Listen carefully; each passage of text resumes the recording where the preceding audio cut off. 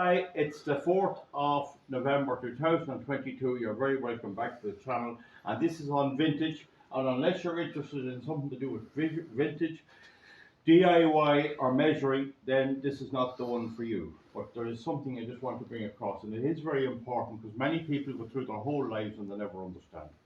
If you take a measuring tape, you'll notice that there's metric and imperial.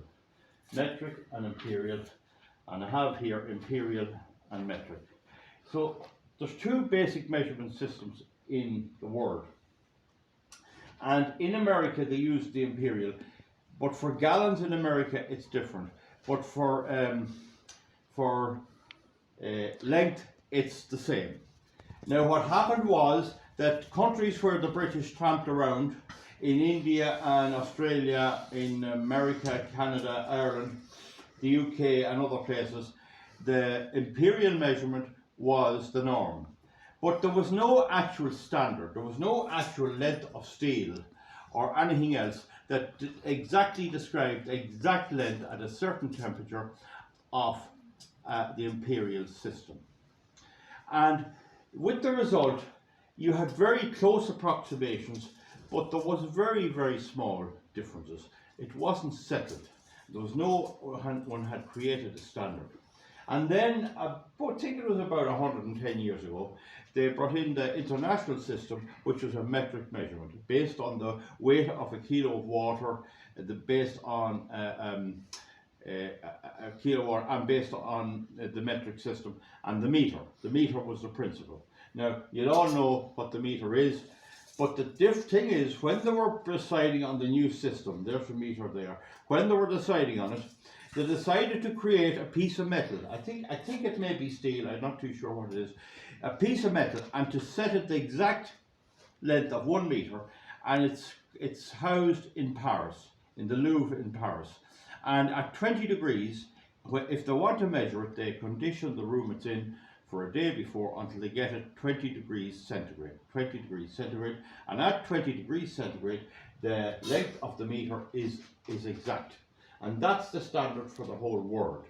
So when they decided on that, they took a look at the imperial system, and the only thing they could see, which was very useful because they didn't want going into 7 or 8 decimal places, 8.68347 recurring fraction, was the inch.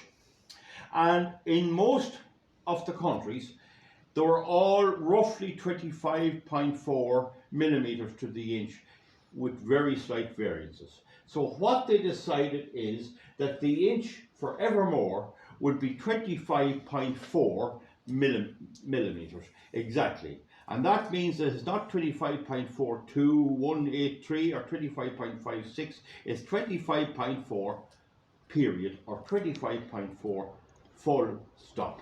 And that's agreed and accepted, and there's no need to go into it anymore, but for people measuring it's nice to know.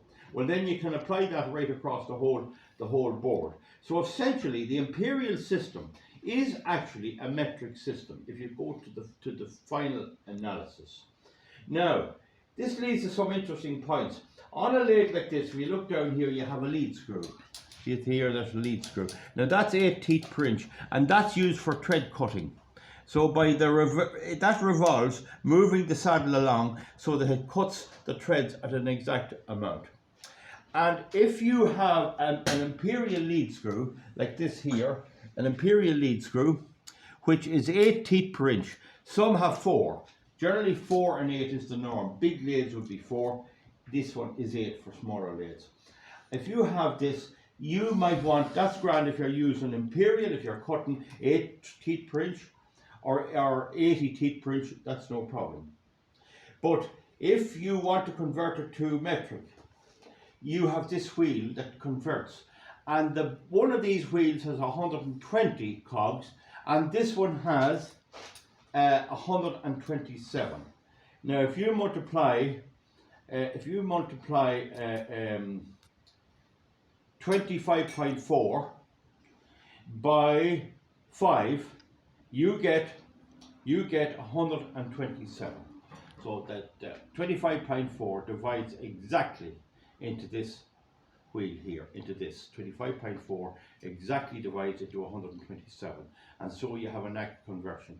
This one here then can be any even number that's divisible by 8, and there's two other wheels run on this, and they're either 40 or 32, which are multiples of 8. You can have either of the driving wheels of this. Usually you have one 40 and the other 40, but for certain specific metric threads, you might have to use a mix of 32 and 40. Okay, so that's how you convert it. This here could be, this here is an exact more 425s is 100. Sorry, 420s is 100, 520s is 120, and so this here is 120, which is an even number, and then this is 127, and so by using the two and driving one on this and driving the other on this one, you convert your metric thread to your imperial thread to metric, using an imperial lead screw. And here we have a dial gauge which is imperial, and this one is half a thou, 0.0005 inches, a half a thousand. And this little one here, it divides the millimeter by 100, 0.001. So you can have either two. That's a dial gauge for very exact measurements. And this one here is the imperial one, and that's more or less the same. So that's how it's done, folks. That's why the 127 is used, because 127 divided by 5, it goes in exactly. And then when you have the other wheel with a number divisible by 8 or 4, or any of the multiples of 8, such as 32 or 40, you get an exact conversion. And as far as I know, you can get every single thread. But maybe maybe there's a scale for it, so you don't have to go working out the maths. It tells you here on the front what it is, what you need. Folks, that's it. Just to understand that, the main point to remember is that when they decided on the metric system exactly, they also decided that 25.4 was the inch, and by 25.4 millimeters was the inch, and so that meant there was no recurring fractions or no other problem. Unlike pi, there's actually no value for pi. 22/7 is an approximation. It's not the exact amount. There's no figure which accurately divides the diameter into the circumference of a circle. But that's another day. So that leaves it simple. That leaves it easy for machinists, for people measuring and everything else. You simply divide the number of millimeters.